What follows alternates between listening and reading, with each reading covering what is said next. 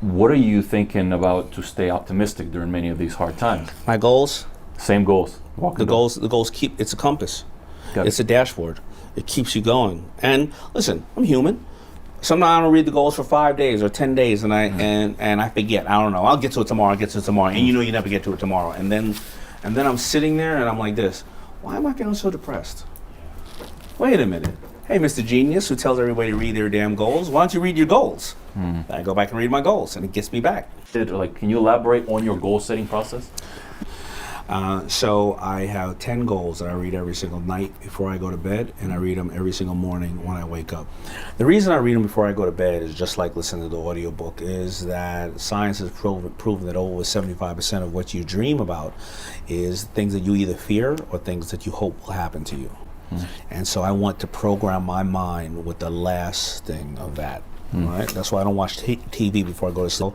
When I wake up in the morning, the reason I read them is because I take one action closer to that goal. If in 5 years your goal is to buy that house, that certain place, you don't just go, I'm going to buy a 5,000 square foot house in this area. You don't do that.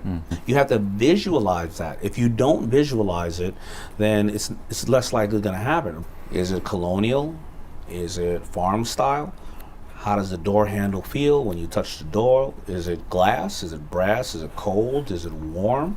When you open the door, do you smell the bread baking in the kitchen?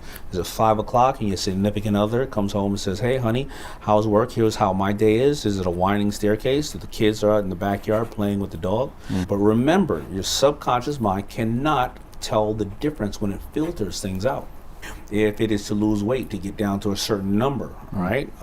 Get down to 173 pounds by a certain date.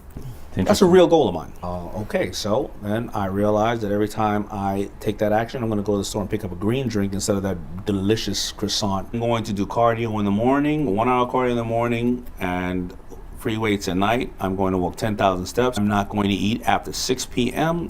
This will, in return, reduce my weight by 4 pounds per month. Yeah. And when I get to this level, I will be in my daughter's lives longer to walk them down the aisle. I will be more active. I will be healthier, and it will reduce my vulnerability to sicknesses and cancer, which will allow me to stay longer on this planet to be a better husband.